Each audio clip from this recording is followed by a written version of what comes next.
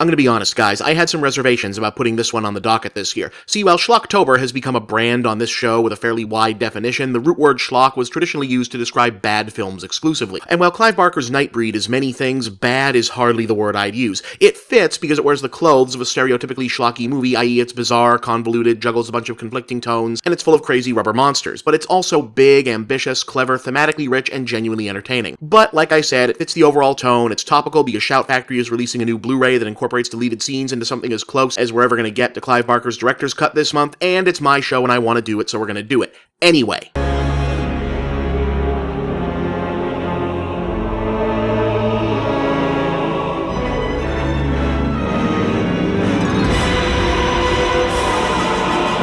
NIGHTBREED is a horror fantasy action adventure drama about a guy named Boone who's having weirdly specific nightmares about a hidden underground city of monsters called Midian. But what's frightening him isn't Midian itself, but a sense in the dreams that the monsters welcome him there and forgive him for terrible sins that he can't recall having committed. His therapist, Dr. Decker, played by David Cronenberg, yes, that one, tells Boone that what he's feeling is repressed guilt, namely guilt at being the unwitting true identity of a masked serial killer named Buttonface, who's been carving up whole families around town.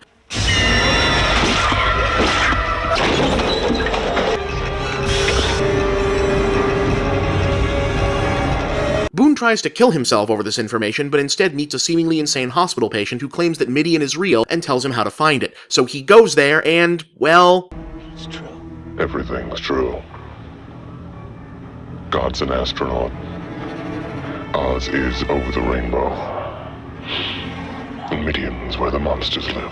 Alright, so they don't really explain it until later, but the big idea here is that all the beings that folklore calls monsters, demons, devils, or whatever actually existed as the tribes of the moon, or NIGHTBREED, except they were mostly misunderstood creatures that humankind hunted to near extinction over the centuries and vilified as monsters later. What's left of the NIGHTBREED conceals itself in Midian, a sprawling underground city beneath a giant graveyard in the middle of nowhere. And they've got some news for Boone. He's not Buttonface.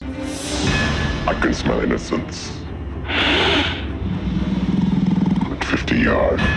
I've killed people. I've killed 15 people. Who told you that? Dr. Decker is Buttonface, and he also tricks the local cops into killing Boone. I believe you. He's got a gun!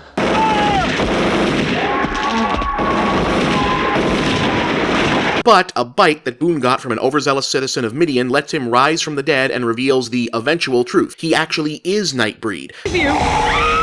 So he goes to Midian to be with his own kind. This is the kind of weird logic that makes the film not totally work. Even taking into account the fact that the studio butchered Barker's original plans, the script runs on a kind of dream logic that fits in with its dark fairy tale ambitions but is weirdly undercut by the film's deliberate matter-of-fact reality plus monsters, staging and shooting, though it's possible that the scope of what's being imagined simply couldn't have been achieved in the pre-CGI era. In any case, Midian and its god Baphomet are cool with Boone, but less so with his pursuant human girlfriend. Guess you can't take the heat. But it doesn't matter because the local cops discover that Midian exists and decides that it needs to not exist any longer. Because we're going out there with God on our side. And so we come to NIGHTBREED's exceedingly worthy reason to exist, a blowout third act in which monsters, freaks, and creatures of the night who are actually the good guys... Stay down! This is our home! Must fight for their lives and homes against normal humanity, as represented by an army of heavily armed, bloodthirsty redneck scumbags, a corrupt and brutal police force, and a drunken idiot representative of the priesthood, all being nudged into play by the evil Dr. Decker. Arm yourselves for war and let them go and take vengeance for the Lord on Midian. Sounds like we're going head-to-head with the devil himself. The Outcasts vs. Normals business is about as subtle as a jackhammer, but the big battle is awesome, a horror version of the big, oh, F off humanity catharsis you kinda want from the X-Men movies but never get because we're supposed to root for the peace and compromise guy instead of the vengeance is mine guy. Come on! Don't look down!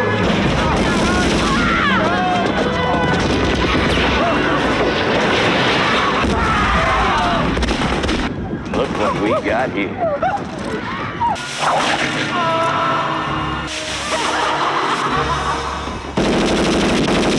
Especially when Boone turns the tide by unleashing superhuman brutes called berserkers onto the battlefield. Go get 'em, boys!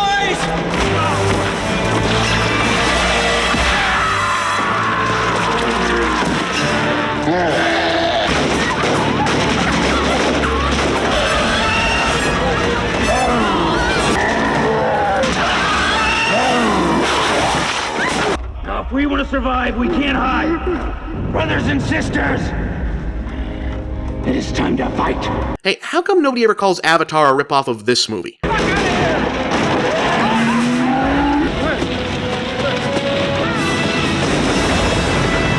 But though they win the day, including Boone's final defeat of Buttonface,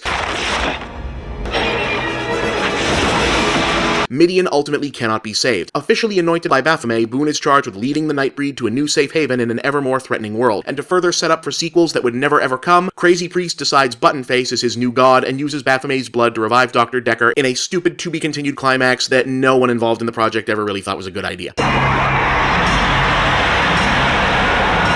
Nightbreed is one of those utterly fascinating passion projects that doesn't really work but gets an A for effort for what it was trying to do, especially given the sorry state of mainstream horror at that moment in time, and how obvious the hatchet job done by the studio was. What's most surprising today is that even after all the cutting, how loudly one of the film's implicit metaphors, i.e. coming to terms with homosexuality, comes through. You don't need to know anything about Clive Barker's own life to get the subtext of a troubled young man seeking out his forbidden true self in a persecuted underground community that at once frightens yet comforts him, and then having to protect that community from a pack of intolerant normal bullies and brutish thug cops. What chance have we got?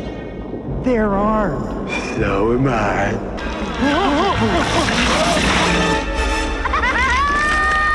Anyway, that's Nightbreed. Check it out, especially when that new Cabal Cut Blu-ray drops in a week or two. Next week, you wouldn't believe me if I told you. I'm Bob, and that's The Big Picture.